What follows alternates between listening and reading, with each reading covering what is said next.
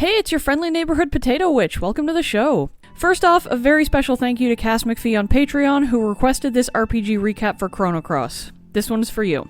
So, Chrono Cross is a PlayStation game that was released in Japan in 1999 and in North America in 2000, and also had its re-release on the PlayStation Network in 2011. It's related to the famous SNES RPG Chrono Trigger, though the exact relation seems kind of up in the air. Depending on who you ask, it's a direct sequel, or maybe a spiritual successor, or also maybe kinda takes place in a parallel dimension to Chrono Trigger, which kinda makes sense in the context of the game, but is also kind of a mind screw, so, make of all that what you will. Before I get down to the story, I want to mention a couple of things about Chrono Cross. Compared to many other RPGs, Chrono Cross gives you multiple opportunities to get characters on your team, not just one opportunity. So if you don't get someone now, chances are you can get them later. Sometimes having a certain character around will make another character join you or not join you. Sometimes having characters at the right time and place will give you stuff that goes beyond some dialogue options in cutscenes. Heck, there are some characters you can only get on your side at the expense of others in a playthrough. So keep that in mind when the story's being told, because when it comes to characters, one game may not exactly play out like another. The order I get some characters in might be different than the order you get some characters in. Second thing is that some mandatory story elements will tease optional story elements that you may not even realize are optional, because one thing leads so easily into another. For the sake of this recap, I've tried to stick only to the mandatory stuff, leaving the optional things, all the character side quests and so on, out of the picture. But there are so many, and they really add a lot of depth to the story if you pursue them when you play the game for yourself. But I know what you're really here for. You're here for the story. So let's begin exploring the story that lives within the PS1 classic, Chrono Cross. It begins in a tower, a trio of people by the names of Orcha, Kid, and our protagonist Surge, making their way forward to defeat someone they call Lynx. They run through a maze of platforms and fight guard robots to reach a glowing platform that teleports them above the tower in front of a massive door. As he stands there, Surge gets visions of Kid lying dead or wounded at his feet, himself holding a bloody knife in his hand. And then... Seriously? It was all a dream? Starting early with the cliches, I see. Cool. We got plenty of the game left to figure this out, so it's fine. Surge's mother reminds him that he had plans to meet with his friend Lena, and girls can be scary if you break promises to them, so maybe he should skedaddle and find her. Surge skedaddles and finds Lena by the pier. Lena reminds him that he promised to get her some Komodo dragon scales for her necklace. A trip to Lizard Rock and 3 Komodo dragon scales later, and Surge meets up with Lena again on Opasa Beach. Surge hands over the scales he collected, which makes Lena happy. The two chill on the beach for a while and watch the ocean, reminiscing and philosophizing, talking about promises and memories and all the possibilities of the future. Surge seems to hear something, a voice coming from somewhere he can't identify, giving him pause. The horizon shimmers and he flashes into a vision of chaos and cat eyes, and when he comes back to reality, a huge wave is approaching and energy swirls up around him, and then suddenly it stops, and he collapses forward onto the sands. A voice calls him back to reality, waking him up. It's an old man, wondering why he's just lying there on the beach. Lena is nowhere in sight, but the man tells Surge she's probably back at the village, so it's fine. Surge heads back to the village, but not before stopping on the world map to spend like half an hour listening to the new overworld theme, because it's chill and beautiful and... Oh wait, it's just me who does that? Oh, right. Well then. Moving on! Back in the village, everything seems the same, but wait, not quite. Surge is greeted as a stranger, popular trends have changed during the, hour or two that Surge was lying on the beach, and Lena doesn't recognize Surge in the slightest. She comments that he looks a bit like the boy who used to live next door to her, but that boy drowned 10 years ago, his mother passing away soon after. Funny enough, that boy was also named Surge. How odd. Lena advises Surge to go visit the boy's grave up on Cape Howell. Surge makes his way out to the Cape and does indeed find a gravesite there, but he remembers it being a place where he once inscribed a promise with Lena on one of the rocks. The world that Surge woke up in doesn't seem to have a place for him within it. Not anymore. 3 strangers come up behind Surge and state that he must be the ghost of the boy who died a decade prior and demand he accompany them. The leader of the group is Karsh, who claims that somebody told them they would find Surge at the Cape and to go fetch him. The 3 advance on Surge, but are stopped by the arrival of Kid. Remember Kid from the opening that was all Surge's dream, or maybe it wasn't, we don't really know yet? Yeah, that Kid. Kid's attitude and Karsh's orders clash on the battlefield and everyone fights. Team Surge wins, of course, and Karsh's men, named Salt and Pepor, run away after being defeated. Karsh stays behind a moment to sound all threatening, then hightails it out of there too. Kid makes sure Surge is okay, telling him that she couldn't stand letting bullies get away with being bullies like that. She seems to disbelieve Surge when he claims he's never seen them before, but almost immediately then offers to team up with him. They can watch each other's backs, and hey, maybe it was fate that brought them together in that moment. Not knowing anything about her really, Surge refuses for the time being. Anyway, Kid comments that she'll be heading north to the town of Termina. Seems like a good place as any to check out now that Surge knows that he's a ghost or something. But first, sleep. In the morning, Lena wakes Surge up, decides that he must have hit his head and his memories are all weird now and that's why he thinks he's the grown-up version of the Surge who died. Yeah, that makes sense. But she's drawn to him and she can't leave someone with brain damage to just wander around on their own, so she decides she's going to go with him to Termina. The group makes their way through Fossil Valley, running into the delightfully delightful Salt and Pepper, commiserating over how they lost to Surge last time. What a convenient time for a rematch! In which they're defeated again! Surprise, surprise. The group arrives in Termina, where they see a young man, Glenn, talking with a shopkeeper about how Dragoon Knights have been blocking the road and goods can't get through. He apologizes and says they should be gone soon. The shopkeeper asks about Karsh, and the young man mentions that he was last seen ghost hunting down south. Surge's ears are burning. The man also casually says that Lord Viper ordered this little ghost hunt, so, maybe this Viper guy knows something. Should probably go find him. Maybe at the festival that's literally named after this guy, because nothing says ego like having an entire town celebrate you and your achievements. Lord Viper resides in Viper Manor, of course, which is well guarded, so the party has to sneak in. They get close to the manor and then wait until nightfall to sneak inside under cover of darkness. The group tricks one of the staff into believing that they're all new helpers he sent for, and in return for feeding dragons, he'll give them a key to the rest of the manor. Because that's how you treat staff, I guess. Do your job and I'll let you go somewhere completely unrelated to your job. After disguising themselves as guards so as to not seem extra suspicious, Surge and Co. make their way deeper into the impressively large manor, getting caught and tripped up a good few times, but still pushing onward. Eventually, the party encounters a young girl named Marcy and an old man, the latter of whom recognizes Surge and comments that he's grown. The man reveals himself to be a prophet of time and explains that many other worlds exist in other dimensions where other timelines play out. Basic multiverse theory in a nutshell. But he's aware that this world isn't the one that Surge grew up in, and that 10 years ago was the pivotal moment that split the timelines, something where Surge stood an even chance of either living or dying. In Surge's world, he lived and grew up.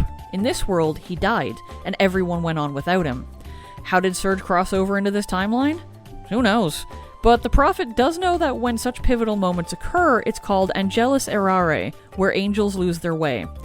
There's a theory that says those divergent points on a timeline aren't super solid and can sometimes fluctuate into each other, possibly resulting in the ability to cross into the other timeline, and maybe Surge is super important to the world and the vacuum created by his absence in this world pulled him across to another dimension to do what needs to be done according to cosmic destiny. But hey, that's just a theory.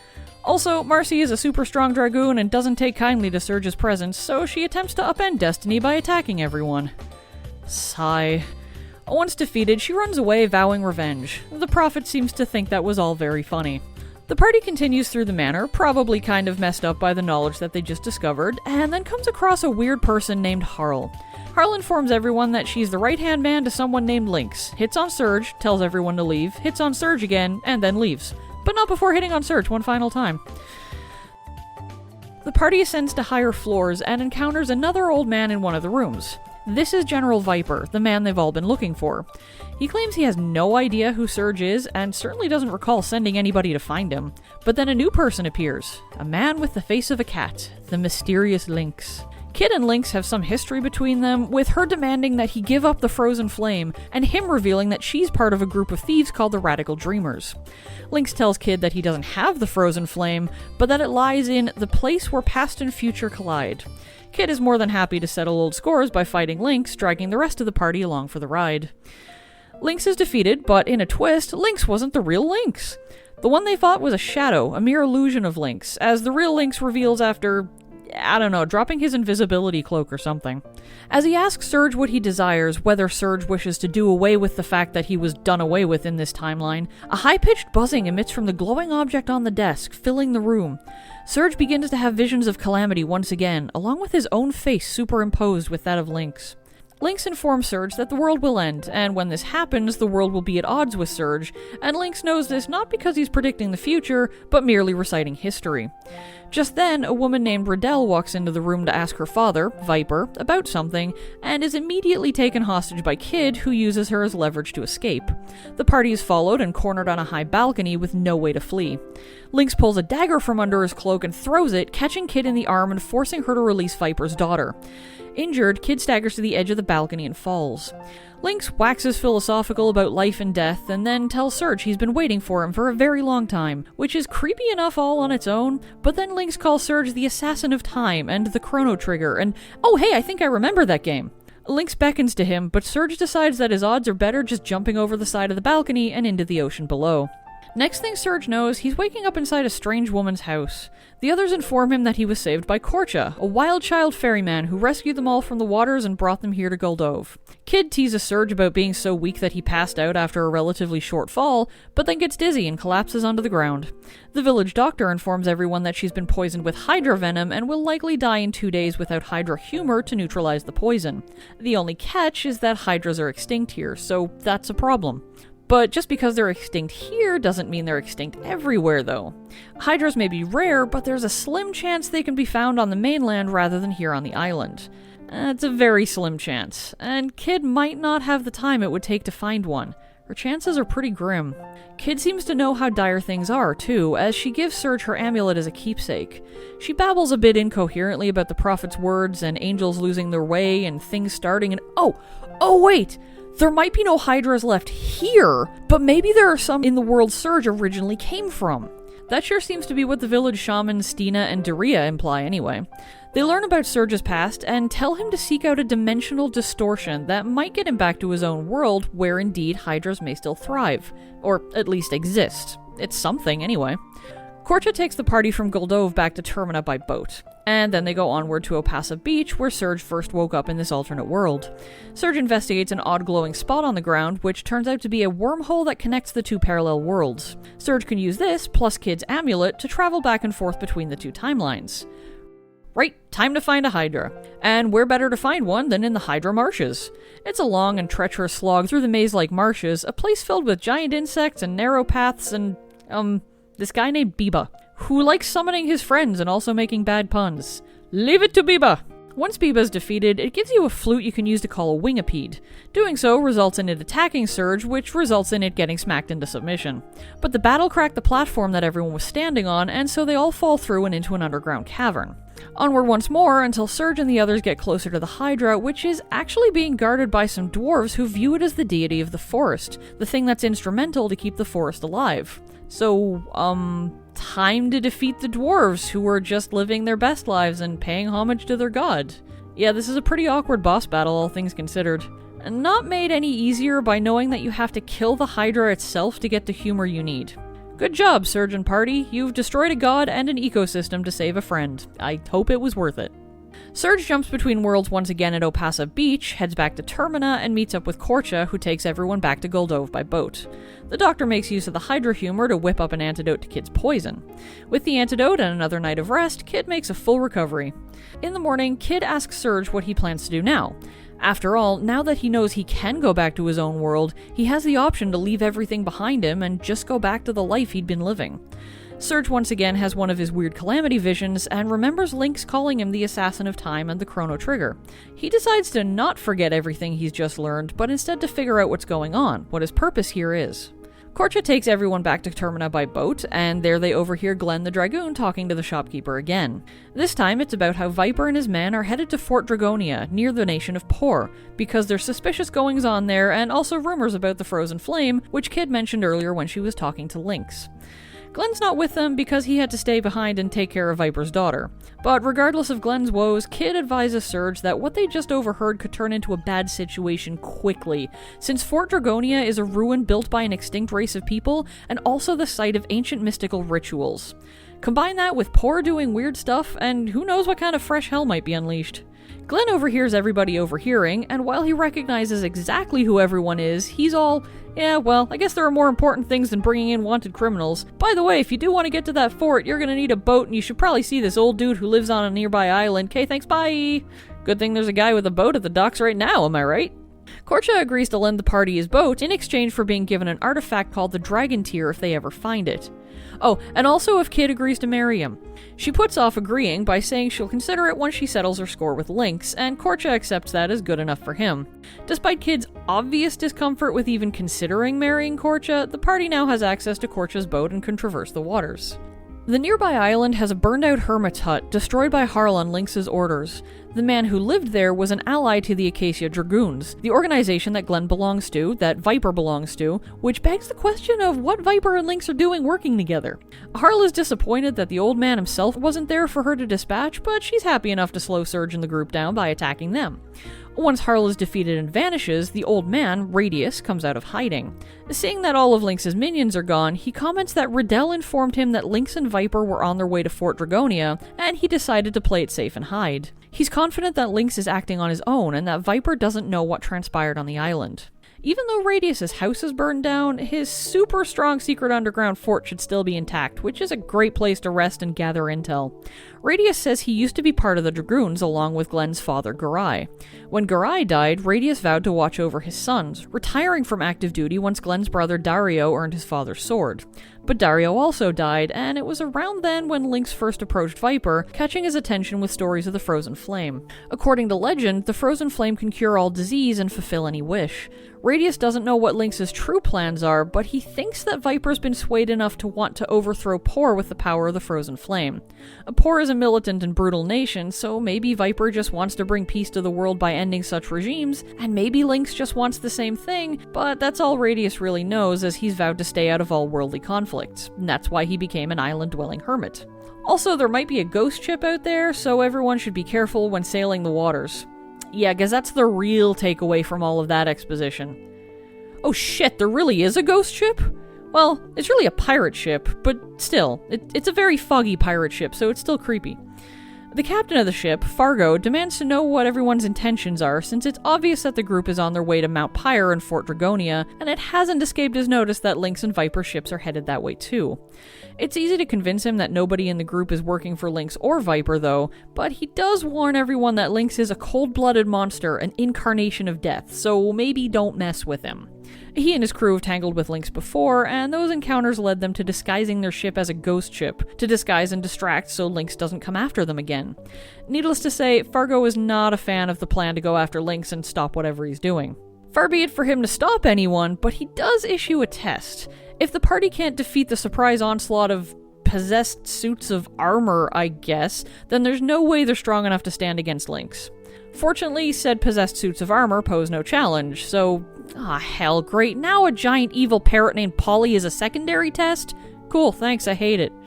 Once Polly is defeated, Fargo has to concede that the group is stronger than he realized, so now he's fine with even lending his strength to the cause and fighting Lynx by Surge's side. Just kidding, he attacks in order to see if everyone is strong enough to beat him too. Fargo, you have issues.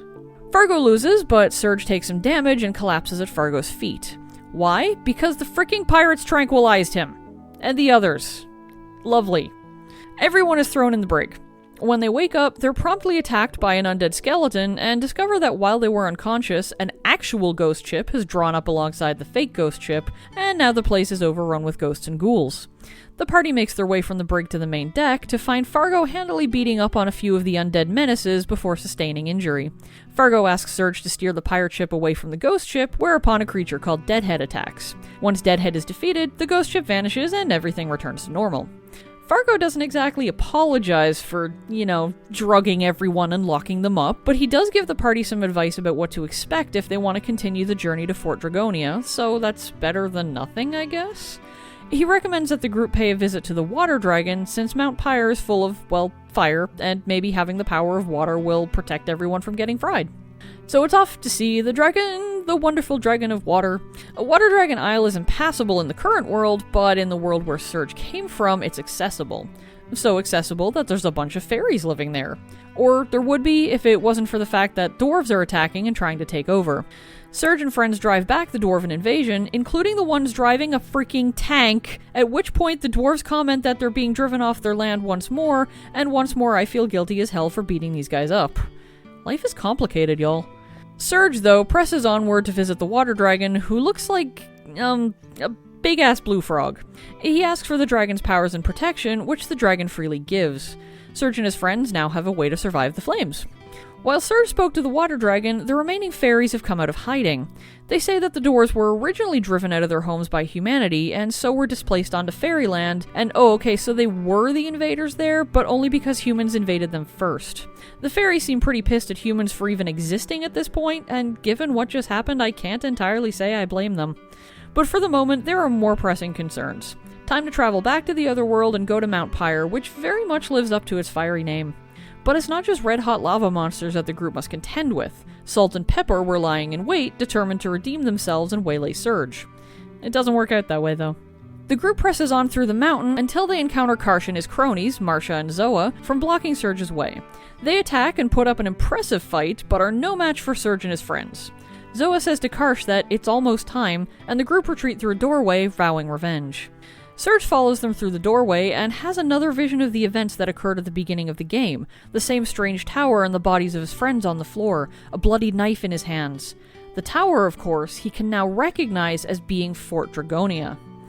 The fort is vast, with many interconnected sections and walkways and puzzles to solve to progress, which seems like a really weird design choice for a military fort, but what do I know? It's a long trek, but eventually the party reaches an area that's eerily familiar to Surge, one that looks an awful dang lot like the one he dreamed of when the game began. Surge stands before the big door and has a flash of visions once again, but rather than waking up, the door opens and he can pass through into a room filled with dragon statues. Also, Viper and Lynx, who have been expecting Surge's arrival. Viper says that he has nothing personal against Surge, but, he's in the way and needs to be eliminated. Viper challenges Surge to a friendly sparring match, which Surge wins. Viper is impressed with Surge's skills, but before he can say or do more, he is literally stabbed in the back by Lynx. Lynx, who declares that Viper has outlived his usefulness. Lynx, who throws himself into a battle against Surge with full intent to kill. He does not kill, however, and when the battle ends, he gives Surge an existential crisis by asking who he really is and what his purpose is, why he's even alive. More than merely an existential crisis, though, as Lynx reveals that he and Surge are connected, and that destroying one will destroy the other. He likens it to how dualities in nature are merely different sides of a same coin. The dragon tear glows, Surge gets hit with a massive migraine, Lynx seems oddly smug about all of this, and when Surge raises his head once more, there's a sinister expression on his face. He's also a lot more talkative than he was previously, urging his friends to kill Lynx right now. The battle begins, and rather than being on the perspective of Surge and his friends, the perspective is now on Lynx, who is soundly beaten. Surge once again urges Kid to kill Lynx, but when she seems reluctant, he offers to do it for her. He shouts that he'll avenge Luca on her behalf, and Kid shouts at Surge to wait. She never told Surge about Luca. Kid realizes that Lynx is possessing Surge about a second before he runs her through with a knife, stabbing her through the abdomen. She collapses to the floor. Surge stands over her, blood dripping from the knife in his hand, a smirk on his lips. Using Surge's body, Lynx taunts them all before picking up the dragon tear, calling it the key to the Gate of Fate. He tells Surge, still trapped in Lynx's body, to follow him to the Sea of Eden before teleporting the two of them away. And that's where I'm going to leave off for now. This script ended up long enough that I thought it wise to split into 3 episodes rather than 2 so that the episodes weren't intimidatingly long. Thank you to everyone who watched, don't forget to subscribe if you want to see more of my work here, and feel free to leave a comment if you have anything cool to say. Until next time, take care and happy gaming.